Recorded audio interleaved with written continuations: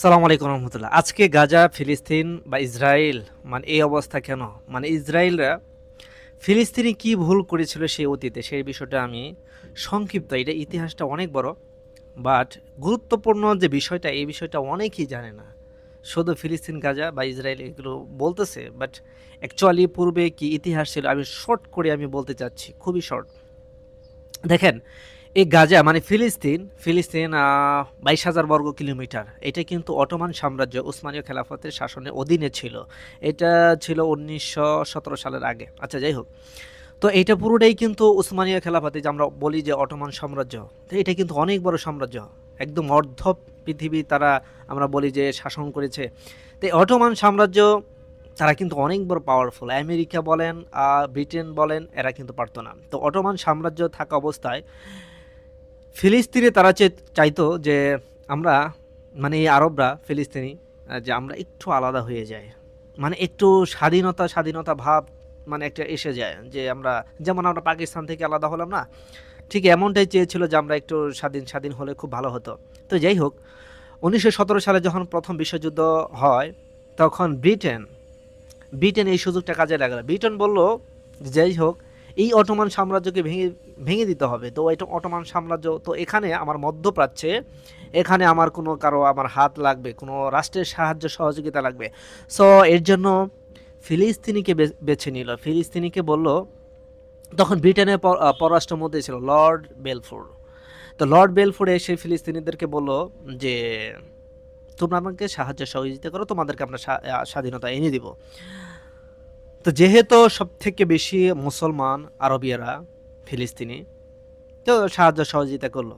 তারা ভাবলো যে যদি এটা ব্রিটেন যদি নিতে পারে, এটা স্বাধীন করে নিতে পারে, অবশ্যই আমাদেরকে স্বাধীনতা এনে দিবে, আমাদেরকে বুঝিয়ে দিবে। বিষয়টা এরকমভাবেই বিশ্বাস করলো, যেটাকে ঘোষণা বলা হয় বেলফোর। তো অনেকে বেলফোর ঘোষণা কি এটা অনেকে বুঝতে পারে না, লর্ড বেলফোর নামে নামকরণ করা হয় বেলফোর। আচ্ছা, যাই হোক, তো 1918 সালে যখন স্বাধীন হলো, ব্রিটেন নিয়ে নিল। ব্রিটেন বলল, আচ্ছা ঠিক আছে, আমাদের অধীনে থাক, একটু মেরামত করি। কিন্তু বুঝিয়ে দিল না স্বাধীনতা, এদেরকে ফিলিস্তিনিদেরকে বুঝিয়ে দিল না, হাতে দিল না। আচ্ছা, যাই হোক, 30 বছর নিজের কবজায় রাখলো ব্রিটেন, 30 বছর নিজের হাতে রাখলো, 1948 সাল পর্যন্ত। কেন? এত উদ্দেশ্য কি ছিল? দেখেন, আরেকটা উদ্দেশ্য, প্রথম বিশ্বযুদ্ধে এটাকে বলা হয় অত্যাধুনিক বোমা বানানোর যে ফসফরাস, একটা কি ফসফরাস, এটা কৃত্রিম ফসফরাস আবিষ্কার করে। এটা হচ্ছে ইহুদি একজন বিজ্ঞানী, যার নাম হচ্ছে ওয়াইজম্যান। এত মারাত্মক একটা জিনিস তৈরি করে ফেললো, ব্রিটেনের প্রধানমন্ত্রী দেখে শুনে খুব আনন্দিত হলো, যে বলো তুমি কি চাও, তুমি এত একটা জিনিস তৈরি করেছো, তুমি কি চাও বলো। তো ওয়াইজম্যান বলল, আমি টাকা পয়সা কিছু চাই না, আমার সহজাতির জন্য একটা ভূখণ্ড চাই। কথা দিল, যাও তুমি ভূখণ্ড পাবা। সেই ভূখণ্ডটা কি হবে? যাই হোক, এখানে অনেক কথা আছে। ফিলিস্তিন বাছাই করলো, ফিলিস্তিনি। তাহলে কি দিল? প্রধানমন্ত্রী কথা দিল ফিলিস্তিনিদেরকেও দিবে, আপনার ইসরায়েল ইহুদিদেরকেও দিবে। তো ইহুদিদেরকে দিলে, কথা দিল যে ঠিক আছে। তার কি? দুই রাষ্ট্র। ইহুদিদেরকে কথা দিল যে তোমাকে রাষ্ট্র দিব, ফিলিস্তিনিকে বললো তোমাকে রাষ্ট্র দিব। কিন্তু এই দিকে কিন্তু ফিলিস্তিনিকে বুঝে দিচ্ছে না, এদিকে কিন্তু ফিলিস্তিনিদেরকে বুঝে দিচ্ছে না। তো এই কি করলো? এই যে 30 বছর হাতে ক্ষমতা রাখলো, এই 30 বছর 6 লক্ষ ইহুদি ব্রিটেন থেকে ফিলিস্তিনে ঢুকালো, 6 লক্ষ। তো তখন আর বোঝার বাকি নাই, ফিলিস্তিনিরা সাধারণ জনগণ বুঝে ফেললো যে আসলে আমাদেরকে রাষ্ট্র তো দিবে না, এখানে ইসরায়েল ইন করতেছে, ইসরায়েল আস্তে আস্তে এখানে বেশি সংখ্যায় ঢুকিয়ে ফেলতেছে ব্রিটেনে। এই যে ইসরায়েল ইহুদি, এরা তো সব আপনার ব্রিটেনে থাকতো, ব্রিটেনে মারধর খাইতো, রাস্তাঘাটে মারধরি বেশি খাইতো। কারণ এটা একটা কিন্তু কারণ আছে, ইসরায়েল, আচ্ছা ব্রিটেন কেন ইসরায়েলকে ইহুদিদেরকে আশ্রয় দিল না ফিলিস্তিনের, জার্মানি কেন? কারণ এখানে ধর্মীয় একটা কারণ আছে।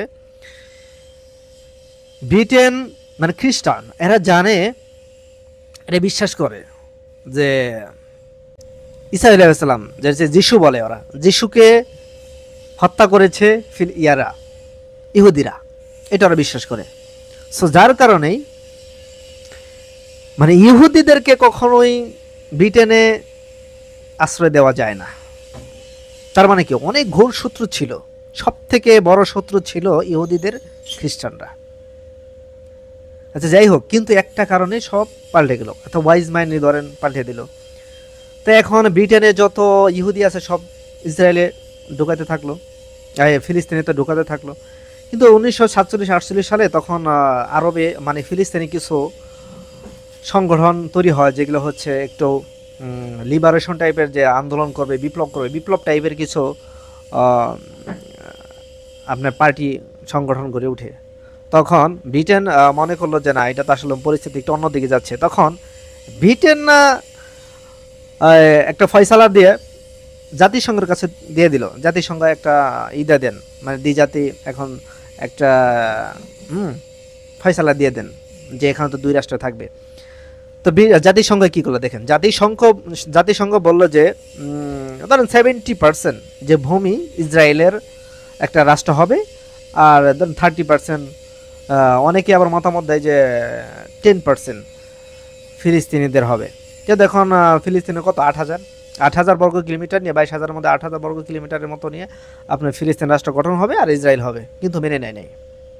আচ্ছা যাই হোক, যদি মেনে নিত এখন হয়তো বা বলতে একটা করেছে। সেকেন্ড বল কি, যে এই যে ভূখণ্ড মানে যেটা দিতে চাইলো যে 8,000 বর্গ কিলোমিটার নিয়ে তোমরা স্বাধীন রাষ্ট্র হও আর ইসরায়েল স্বাধীন রাষ্ট্র হোক, এটা মেনে নেয় নাই। যদি মেনে নিত হয়তো বা এখন বর্তমানে এই পরিস্থিতি নাও হতে পারতো, বিষয়টা এরকম। কিন্তু মেনে নেওয়ার কারণে তারা আস্তে আস্তে বিপ্লব করা শুরু করে, বিভিন্ন আন্দোলন করা শুরু করে। আচ্ছা যাই হোক, এইদিকে কিন্তু এই যে রাষ্ট্র হওয়ার প্রতিশ্রুতি পেল, তখন আপনার আমেরিকা বা অন্য রাষ্ট্র প্রচুর সহযোগিতা করে ইসরায়েলকে একটা স্বাধীন রাষ্ট্র করে দেয়। ব্রিটেন সাহায্য করে, খুব সহযোগিতা করা শুরু করলো, তাদেরকে ওয়েপন্স দিল, অস্ত্র দিল। তো দেখেন ফিলিস্তিনি আর্থিক সমস্যায়, সাধারণ জনগণ যখন আর্থিক সমস্যা পড়ে, ইসরায়েলদের তো তাদের অর্থনৈতিক অবস্থা সাপোর্ট দিচ্ছে, হ্যাঁ খুব ভালো সাপোর্ট পাচ্ছে। তো ইসরায়েল এদিকে এগিয়ে যাচ্ছে, তো ফিলিস্তিনের সাধারণ জনগণ জমি বেচা শুরু করলো, জমি বেচে বেচে খায়, হ্যাঁ। আর তারা মেল ইন্ডাস্ট্রি বিজনেস অনেক বড় করা শুরু করে, বড় বড় আবাসন করে। বিষয়টা এরকমভাবে দাঁড়ালো যে সাধারণ জনগণ, আবার অনেকে সবাই যে শুধু জমি বিক্রি করছে নিজের ইচ্ছা, বিষয়টা তা না। সাধারণ ফিলিস্তিনিদের ঘর বাড়ি দখল করা শুরু করলো ইসরায়েলেরা। তখন বলল যে এটা তো আমার বাড়ি, আমার ঘর, আমার রেজিস্ট্রেশন করা। ইসরায়েলি জনগণ বললো যে হ্যাঁ মানি, তোমার বাড়ি, তোমার ঘর, জায়গা জমি তোমার নামে রেজিস্ট্রেশন করা, খুবই মানি আমি। কিন্তু আমি যদি দখল না করি, আমাকে যদি তুমি আমার কাছে বিক্রি না করো বা আমাকে যদি না দাও, আরেকজন এসে দখল করে ফেলবে, আর এক ইসরায়েল এসে দখল করে ফেলবে। বাধ্য হয়ে কি করলো, বাধ্য হয়ে লিখে দিল, বিক্রি করে দিল বা অন্যত্র চলে গেল। যাই হোক, এইরকমভাবে শোষণ করতে করতে করতে করতে আচ্ছা শেষে কিন্তু আমি আরেকটা কথা বলে গেছি, কারণ অনেক কথা আসে। 1948 সালের পরে 1948 সালে ধরুন আরব ইসরায়েল যুদ্ধ হলো, সেখানে কিন্তু একবারও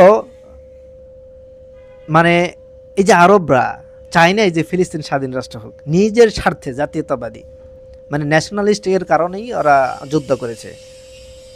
যেমন মিশর দখল করলো গাজা, ওইদিকে সিরিয়া, লেবানন, মানে যে যতটুকু পারতেছে যা যার মতো করে দখল করতেছে, কিন্তু একত্র হয়ে না। উদ্দেশ্য এক ছিল না যে ফিলিস্তিনিকে একটা স্বাধীন রাষ্ট্র করে দেবো না, সবাই একজোট হয়ে। যার কারণে 4 বার যুদ্ধ হয়েছে, একবারও ফিলিস্তিনিকে স্বাধীন রাষ্ট্র করে দেওয়ার জন্য যুদ্ধ করে নেই, নিজের জাতীয়তাবাদীর জন্য যুদ্ধ করেছে। বর্তমানে দেখেন সাহায্য সহযোগিতা কি করতেছে, সীমান্ত খুলে দেয়, সীমান্তের ঢোকা নেই, মানে যেগুলো হচ্ছে মানে উদ্বাস্ত হিসাবে আশ্রয় দেয় নাই ফিলিস্তিনিদেরকে, তারা মারা যাচ্ছে সীমান্তে, তারা কিছু বলতেছে না। বিষয়টা কেমন হয়ে দাঁড়ালো। সো এখন হচ্ছে এই সর্বশেষ দেখেন এর পরিণতি, এই যে আপনার সাহায্য সহযোগিতা কেমন তা কি জানেন? প্রতিদিন ইসরায়েলের 2023 সালের পরে 240 মিলিয়ন মার্কিন ডলার খরচ করে পার ডে। চিন্তা করা যায়? তাহলে এইবার চিন্তা করেন যে ফিলিস্তিনিদের বিপক্ষে যুদ্ধ করার জন্য ইসরায়েল কত সাপোর্ট পাচ্ছে, স্বাধীন তারা পুরোটাই মানে এইটাকে বলা হয় মানে জাতি নিধন করার জন্য কতটা ব্যয় করতেছে, কতটা মরি হয়েছে। এখন সর্বশেষ আর তো অনেক কথা আছে তাই না, সর্বশেষ আমি নিউজ দেই, এখন গাজার তা সীমান্তবর্তী কতটুকু টিকে আছে জানেন? 366 বর্গ কিলোমিটার, আর পশ্চিম দিন 5654 বর্গ কিলোমিটার, তাও নেই। আর 300 গাজা যেখানে সীমান্তবর্তী জায়গায় গাজা 366 বর্গ কিলোমিটার, এখানে জেলখানার মধ্যে আছে, সেখানেও কিন্তু দখল প্রতিদিন। এই যে আমরা আন্দোলন করতেছি আর প্রতিদিন বম ফেলা হচ্ছে, প্রতিদিন। এবার চিন্তা করেন ফিলিস্তিনে আছে কি। তো এই যে ফিলিস্তিনিদের ভুল আছে, আমাদের পুরা বিশ্ব মুসলমানদের ভুল আছে ইউনিটি। যে কোন একটা ব্যক্তি একজন মুসলমানকে অন্যায়ভাবে হত্যা করলো তার মানে পুরো জাতিকে হত্যা করলো, সেই জিনিসটা নাই। যে পুরো মুসলমান হচ্ছে একটা অঙ্গের নাই, এইটা আমরা এখন বিশ্বাস করি না। আমাদের মাঝে এসে গেছে কি, আমি খাবো, আমি বাঁচবো, আমি পড়বো, আমার জাতি, আমার দেশ, আমার ভালো থাকুক। পুরা বিশ্ব মুসলমান কি হলো, কোন রাষ্ট্রে কি হলো, আই ডোন্ট কেয়ার, এই জিনিসটাই হয়েছে। সো ভালো থাকবেন, থ্যাংক ইউ সো মাচ। যদি আমার ভিডিওটি ভালো লেগে থাকে তাহলে অবশ্যই লাইক করবেন, শেয়ার করবেন। যদি কোনো আপনার কথা থাকে, মন্তব্য থাকে, কমেন্টসে জানাবেন। জি থ্যাংক ইউ এগেইন। আসসালামু আলাইকুম ওয়া রাহমাতুল্লাহ।